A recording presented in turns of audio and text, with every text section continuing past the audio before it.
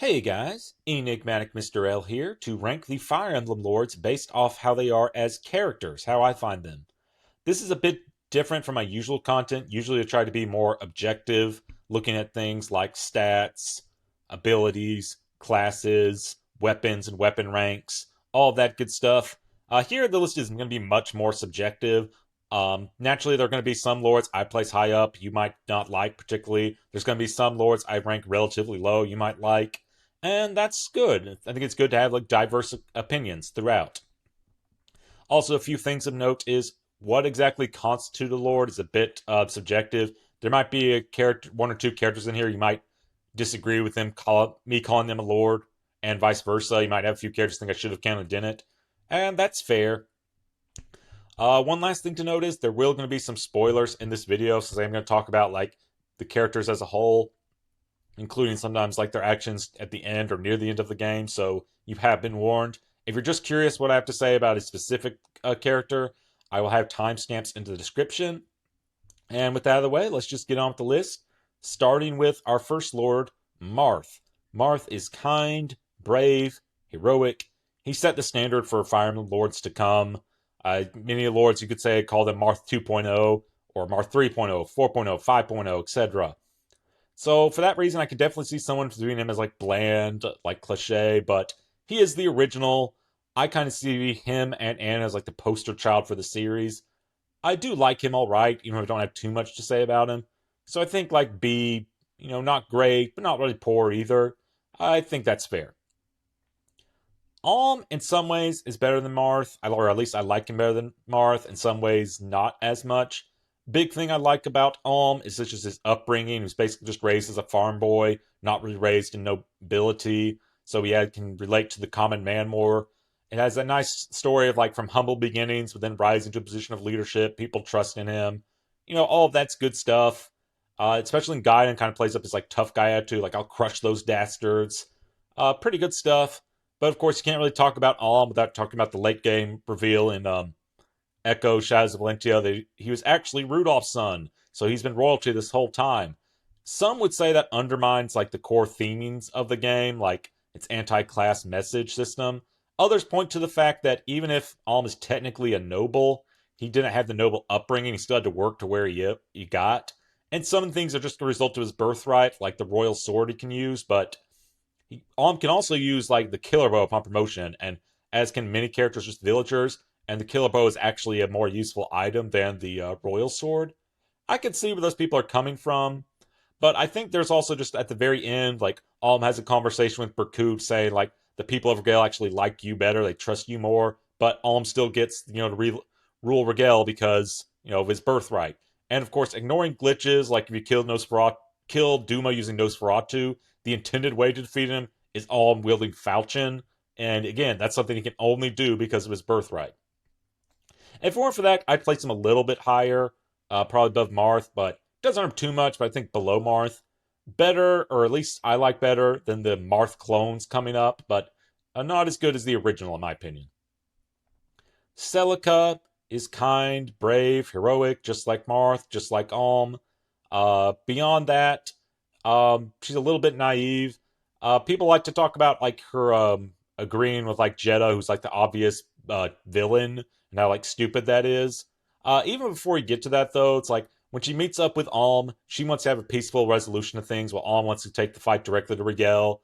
Celica just wants to have a peaceful resolution, try to find Milla, which, okay, that's fair, that's understandable, but for how much she criticizes for like being violent when she fought a bunch of pirates to get there, and then she fights a bunch more guys, like leaving there to Milla's temple, like Gareth and his pirates, his men. It just kind of feels like hypocritical, at least to some extent. And the thing with Jedi is, okay, I can ignore the fact he's purple, obviously evil, like we the player know that. Like in universe, I can kind of get it to extent, like a heat of the moment decision. But the big thing, like people have pointed out, were imagine if you're like in Celica's army, or like May or Bowie, or whatever, then Celica reveals, oh yeah, I made this deal with this other guy behind my back and trusted him over you. It would be very hard to trust her with that moving forward. Like, what other secrets are you keeping from me? I'm gonna place her in D tier, the first in D tier.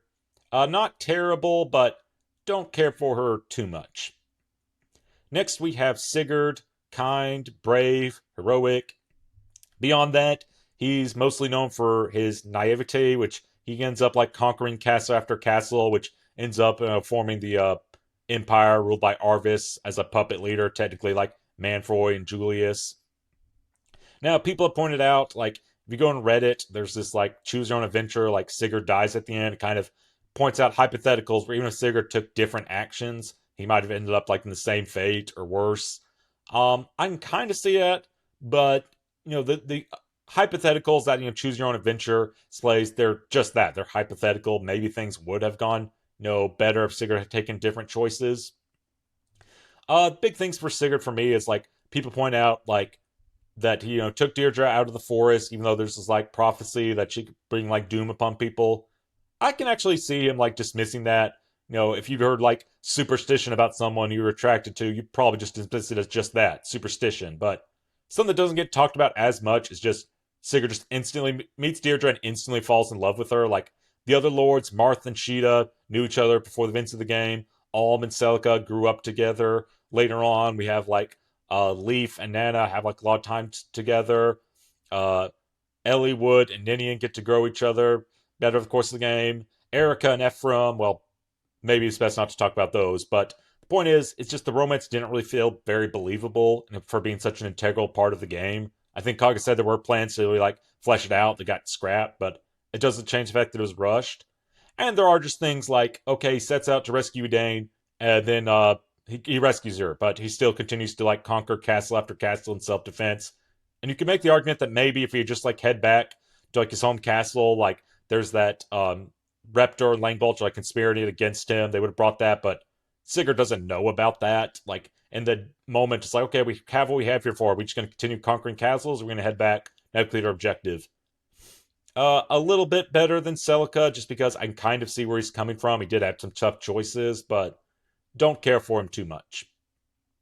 Next, we have Seliph, the protagonist of the second generation of Genealogy Holy War. Kind, brave, heroic. Basically, this is like the start of like Marth clones, I would say. For his, why I kind of disagree or dislike to an extent Sigurd and Celica, they were different enough from Marth. Seliph is just, okay, start the game, or still part of the game, your father's died, gotta retake back your home country, slay an evil dragon, yada yada. I mean, it's fine. I really don't dislike him. There's some like missed potential since like Sigurd is such an amazing unit in Gen 1. Seliph doesn't even start like on a horse. He's kind of has like imposter syndrome. He doesn't see himself as like capable of living up to Sigurd's height, but it's not really fleshed out that much in my opinion. Like he's fine. He's alright. Nothing much to particularly dislike, but not much to particularly like either. Next, we have Leif, the protagonist from Thracia 776. Kind, brave, heroic. I think he's actually a pretty good lord. He does make mistakes, but, and this is why, your mileage may vary. You're like, well, Sigurd and Celica made mistakes, place them here. Leif makes mistakes, trying to place them here, but Leif's mistakes, they happen early on in the game, and it's very clear that he regrets them. Like, he sends one of his, like, tacticians or advisors to their death. He's like, I basically killed Dryas, or whatever his name is. In the beginning of the game, he rushes to save forth Nana Marita, gets, thrown in prison. Has trouble relating to, like, the common man at the beginning, but I think he really grows as a character throughout, like, the journey. Really like him, just, especially when you look at Thracia 776, it's very, gameplay, story, like, integration. Like, you really do feel like you're the underdog. Like, I do enjoy Sacred Stones, but it's like, okay, we're gonna storm a castle with, like, 4 dudes. And then that's fine. Versus like Leif, you really do feel like, okay, we're in prison, the odds are against us, and they really do feel like the odds are against us. He makes mistakes, but he learns from them. He does, like, you can tell that he's trying to like grow as a person, which just makes you want to root for him. Next, we have our boy Roy from the Binding Blade. Now, some have said you don't really dislike his character, but at the same time, there's not really much to go off of either. To an extent, I can kind of see that. Especially since we didn't have like an official proper like localization of Binding Blade, just kind of a very direct translation. Roy can come across kind of bland. But while I am largely looking at character, I think in Roy's case I have to look at his gameplay a little bit. Like everyone knows how like terrible Roy is, but it fits in narratively, I think, like with the game's themes. Like he's just a 15-year-old kid, got thrust into like leading an army he has no business being in. Like he supports with like Wolt and others, like, you sure okay being in the front lines? It's like, I have to be there to like inspire my troops. I like it. There's also like some aspects. He's like he was studying, I think it's like Ostia before the game began. That he's kind of like cunning, intelligent character. You see a little bit of it here and there. He can deduce Elfin's identity. He managed to like reveal, I think it's like Wagner, the boss of chapter 6, into revealing himself, but it's mostly just kind of an informed attribute. I do kind of wish if Binding Blank gets a remake, they fleshed out about it much, like expanding more upon like Roy's like wit and intellect rather than like his pure like strength. But as it is, kind of a Marth clone, but story, gameplay integration, a bit of his wit, even though I really wish it was fleshed out more. I like him all right. Not as much as the original Marth, but as a character, not as a unit, I think he's all right. Next up, we have Lyn from the Blazing Blade, another kind, brave, heroic character. Not really much to say about Lyn, but I do like her all right. She's a caring individual. Most of her like dialogues about like Sakei, but she's known for like her honesty. She doesn't like being looked down upon, like especially in fighting due to being a woman. Not really raised up in court like through like manners and like proper etiquette, but still overall kind of bland, kind of like, after a while it just becomes, oh, Sakei is lovely this time of year. That's most of what dialogue's about. Or like most of the dialogue these days and like spin-offs and such is Sakei is good and her relationship to the Avatar, whatever the Avatar equivalent is, but I still like her all right. Next we have Eliwood, the real, instead of like decoy protagonist, the real protagonist of Blazing Blade. Kind, brave, heroic, just basically another standard Marth clone. I'd rank him a little bit above Seliph because he does go through like a journey through it.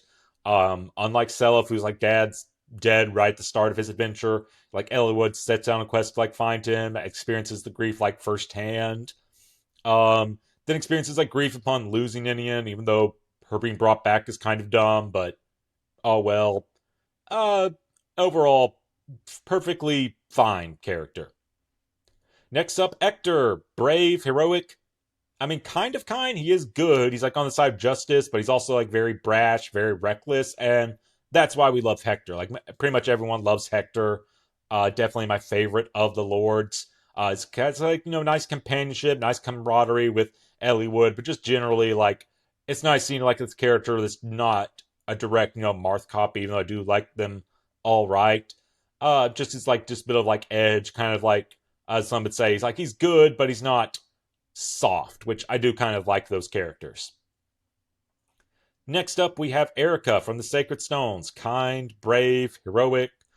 Just like Celica, she's mostly known for the mistake she makes towards the end of the game and that giving Leon the Sacred Stones, which he obviously destroys. And to the player, this is another like obviously poor decision. But I'm going to cut Eirika a little bit of slack here. I think, Celica had time to change. Like, Jedha offers her the deal, and then, like, she has time to think. All of her companions, like, are you hiding something from us? Something seems off. Eirika's was a much more heat-in-the-moment decision, and it's, like, her best friend talking. Like, even though Laura Shell told her just previously, like, once you come to the Demon King, there's, like, no coming back. I can kind of see it, but that doesn't change the fact that she's just another, like, Marth clone, kind, brave, heroic. I mean, it's good. Like, I like, Ephraim taught her to fight like before the events of the game like began. That's good, but not quite D tier, but I think low C tier for me. Next up is Ephraim, kind, brave, heroic, and just a bit of like a person who like loves combat, just the thrill of it. I like him all right. Or I like him pretty well, I would say. He's more than just like a Marth clone, just because of like that thrill of the combat, loving like the fight of it, and like I don't pick fights I can't win. Also storms the capital with 4 dudes. You could say that's kind of stupid, but I mean, he did win that fight. He is something. Has some like good lines here and there, like telling Eirika, so you're so quote unquote skinny, like people won't even notice you're not a man. I like him all right. I mean, I like him pretty good, I'd say. Next up, we have Ike, and I'm not going to sugarcoat this. Everyone loves Ike.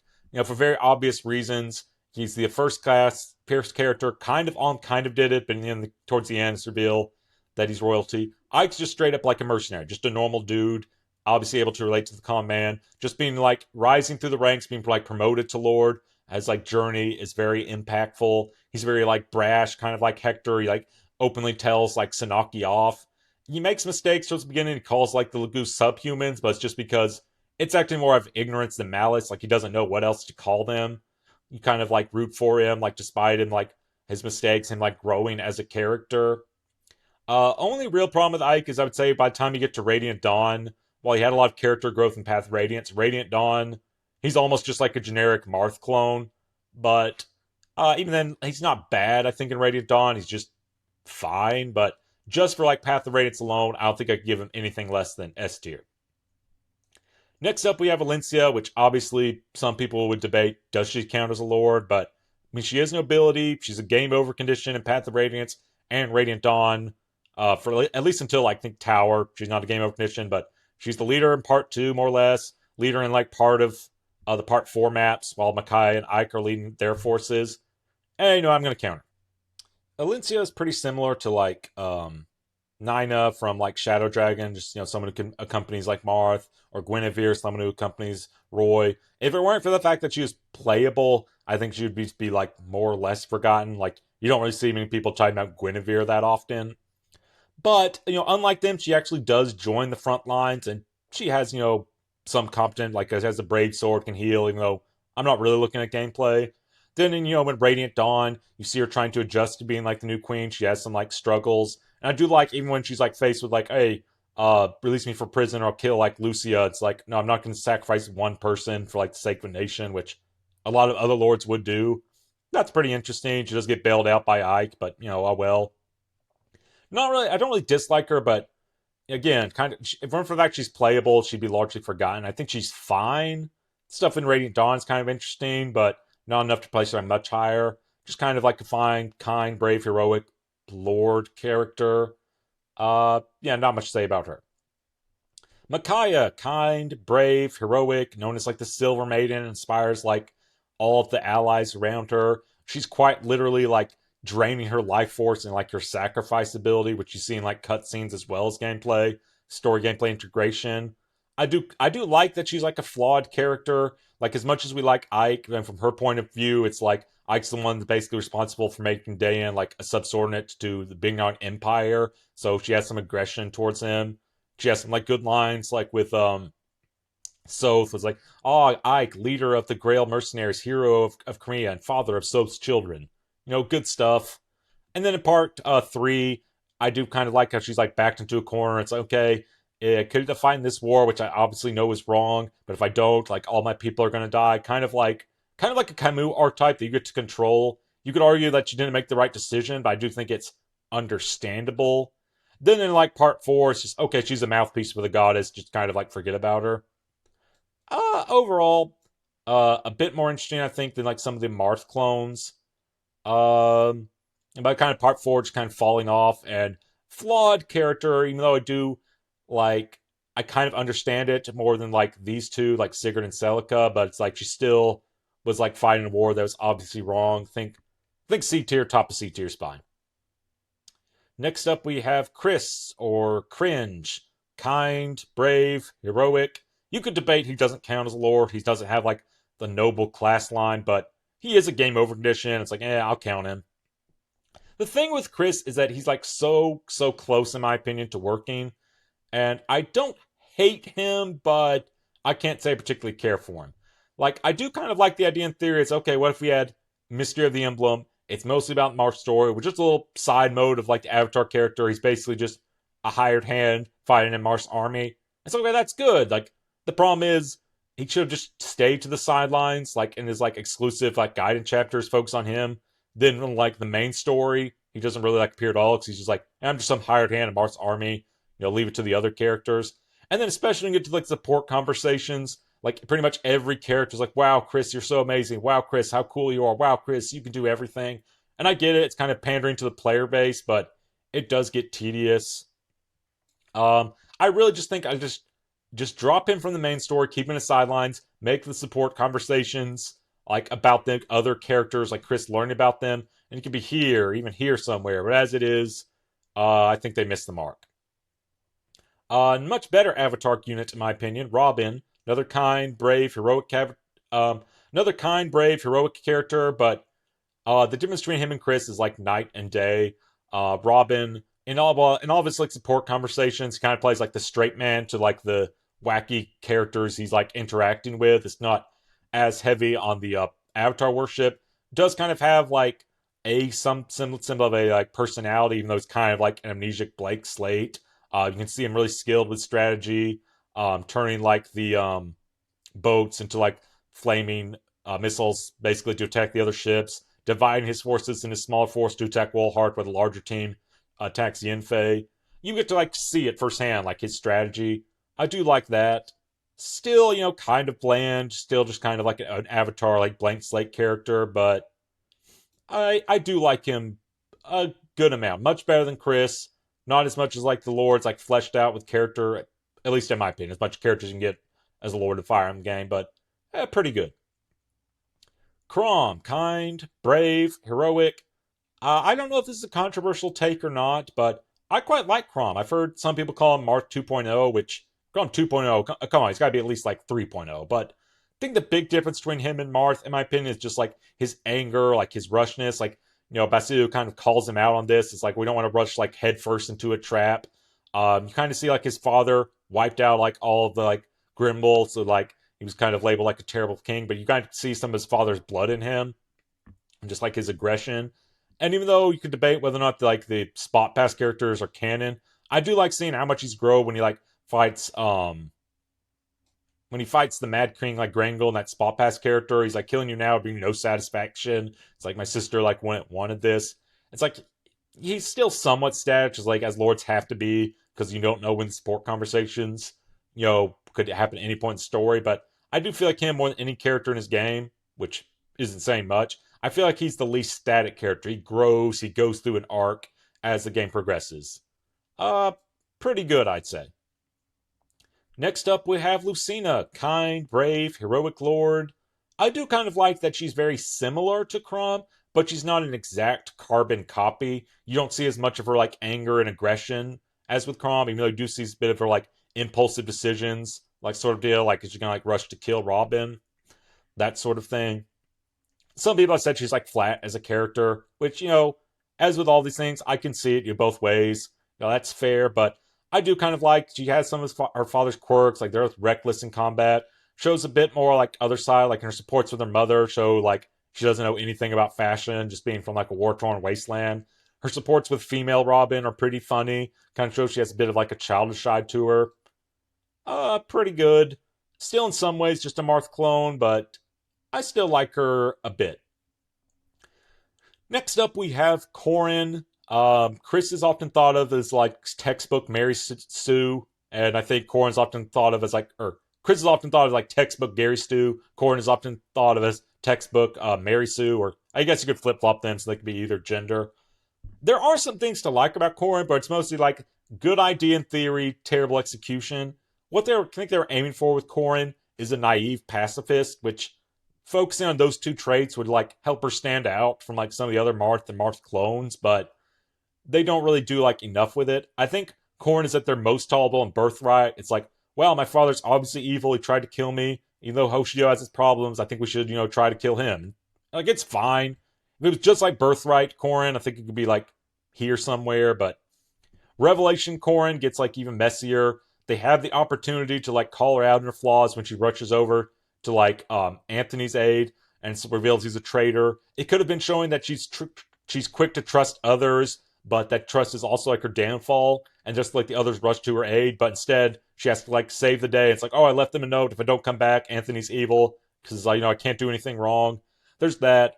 And Corrin is just the most insufferable, in my opinion, in Conquest, where it's like, oh, all these people are standing by dying.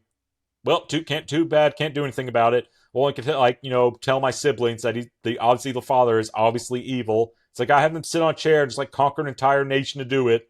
Yeah, let's do that. No hesitation, no thoughts about what else we could do. Just instantly go with that. Yeah, and then just Leo and the story just bends over backwards. So you just have to like take innocent blood. Ryoma like kills himself so she doesn't have to. Leon kills Iago so she doesn't have to. Who's worse between the two? You could really say it either way. On one hand, Kris is like actively from a game. He's in a game that he originally was no part of. That's like textbook Gary Stu. But I just find Corrin in general to be a bit more like insufferable. Like, at least Kris, I find like, yeah, you were close, just didn't work. Corrin, in some ways, they were close, going with the naive pacifism thing, but just how often she like messes up and like the game doesn't really call her out for it. Things like one of the worst Fire Emblem Lords, in my opinion. Next up, we have Byleth. Kind, brave, heroic. Another character you could say is not a lord. He's not really nobility, but he is a game over edition. He's more or less the protagonist of the game, or you could say like the lords are the protagonists of their respective routes, but I digress. Byleth, I do like him in some ways. He's kind of like a blank slate, but it's kind of like the point in game. Like, he doesn't show much emotion. Like, some people say, like, all the Fire Emblem Lords are bland, but Byleth's being bland is actually like a plot point in this game. You do get to see him grow as the game progresses, like smiling and bonding with his students, shedding tears at his father's death, but others have pointed out, like, it could have been taken further. Like, imagine you just have very simple, like, one-word dialogue choices at the beginning, and as the game goes on, they get, like, more elaborate. I think that could have been interesting. I like his supports with other characters better than, like, Kris, as you do get to see, like, their, other characters' kind of, like, quirky personalities. But, unlike Robin, who you actually does, like, talk and interact with them, Byleth is just a completely, like, semi-silent protagonist. So, not as good as Robin, better than Kris, which isn't saying much. He is kind of like, a little, like, you could say, like, too good, too nice, but I think that really works in a game like Three Houses with, like, morally gray characters. I think it's interesting to have you, the player, be, like, the ultimate, like, big good that helps whatever lord you picked out with stay a bit closer in line to prevent them from going off the rails too much.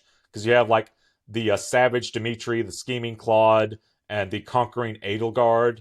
Him being with them to help kind of, like, rein those lords back. I think that's, nice.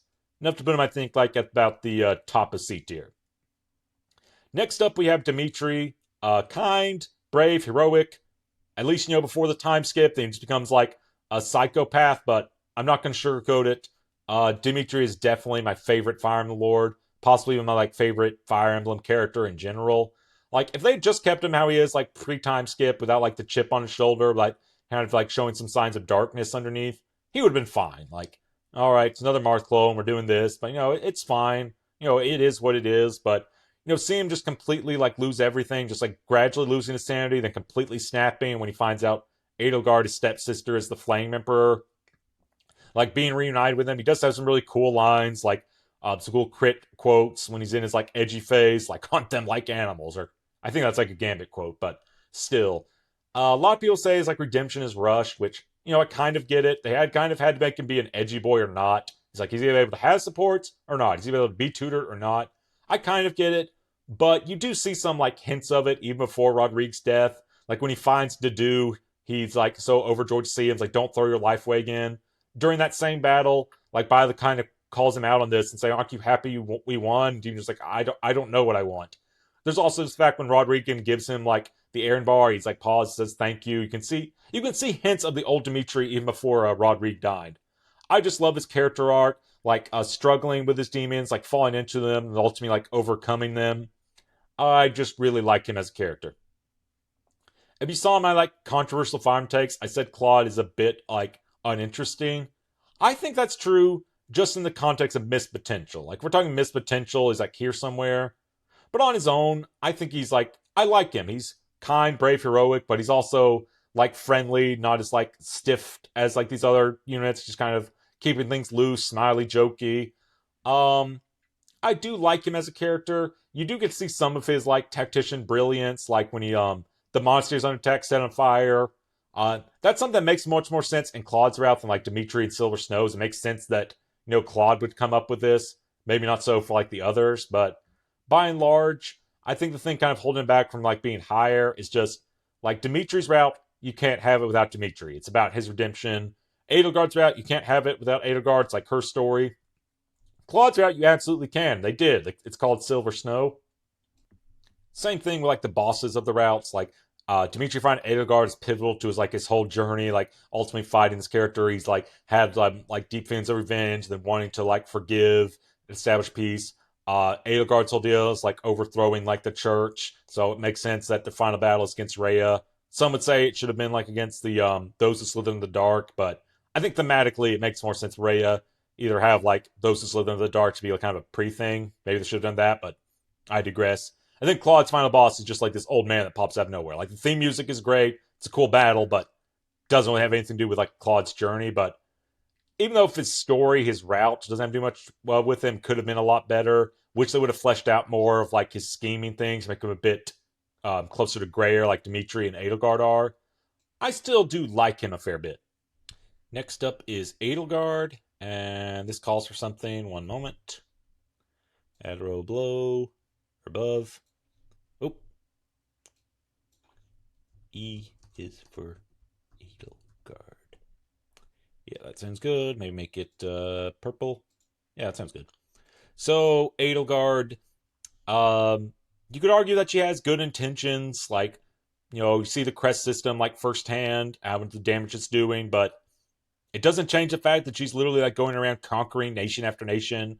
Very like similar to, I would say, like Wolhart from Awakening, kind of like trying to overthrow the gods, like conquering. It's like Rhea during her almost like 1,000 years of rule, by the most liberal of estimates, killed like 12 people, like the test subjects trying to resurrect her mother. Edelgard, by her own admission, like to Byleth in her own route, says this is going to kill countless lives, even like civilians, not just like soldiers. And there is a time and a place to, like for war, like it's a just war, but it's never really made explained, I think, at least in my opinion, why Edelgard had to like resort to violence. Like Claude, Lesterlines is a neutral nation. She could have negotiated with him. She like has no problem like getting her father to like surrender over his power. She would have like 5 years to reform the empire herself.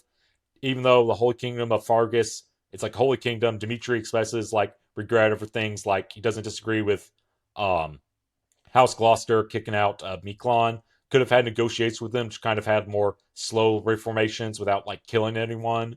There's the fact that she teams up with those who slither in the dark to take down the Church of Saros, which really seems like a backwards priority. If anything, it's like, okay, yeah, Church of Saros had their problems, but they're not trying to like kill everyone above ground like those who slither in the dark.